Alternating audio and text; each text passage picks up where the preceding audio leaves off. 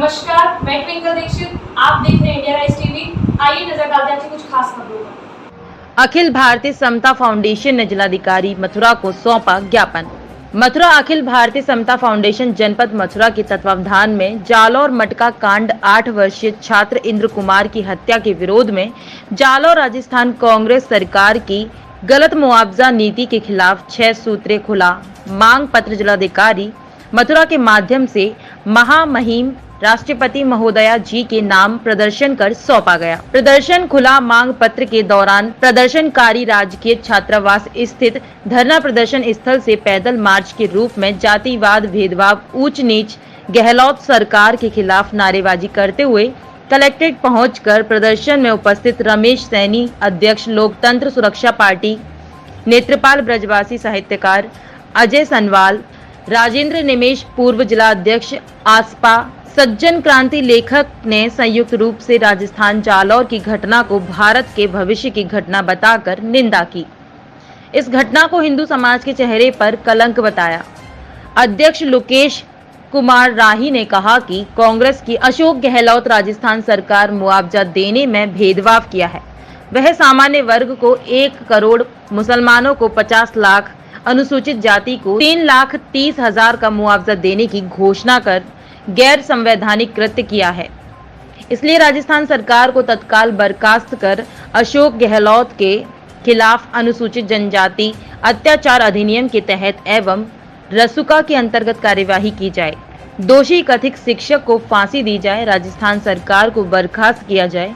अशोक गहलोत के खिलाफ मुहावरे में भेदभाव करने के अपराध में रसूखा के तहत मुकदमा पंजीकृत हो। सामाजिक न्याय के क्षेत्र में काम कर रहे लोगों पर उत्साहित हो एवं बालक केंद्र कुमार के परिवार के साथ आसपास के लोगों की जान माल की रक्षा की जाए। प्रदर्शन के दौरान सरकार पर सैकड़ों लोगों ने जाति आधारित भेदभाव बरतने का आरोप, घटना को गंभीरता से लाने का आरोप लगाकर तत्काल बर्खास्त करने की मांग की एवं आक्रोश व्यक्त किया। मथुरा से चौधरी वीरपाल सिंह की खास रिपोर्ट।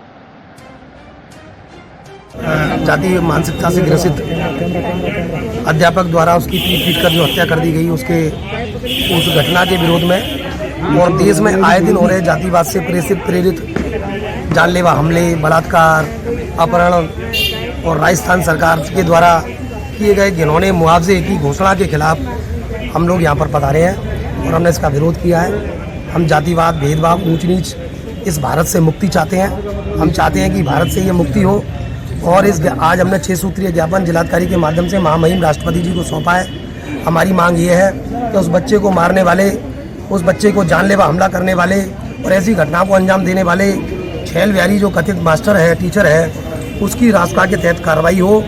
और अशोक गहलोत सरकार, देखिए संवैधानिक रूप से सरकार कांग्रेस सरकार वहाँ चुनी गई है और संवैधानिक रूप से चुनी हुई सरकार किस तरीके की घोषणा करती है।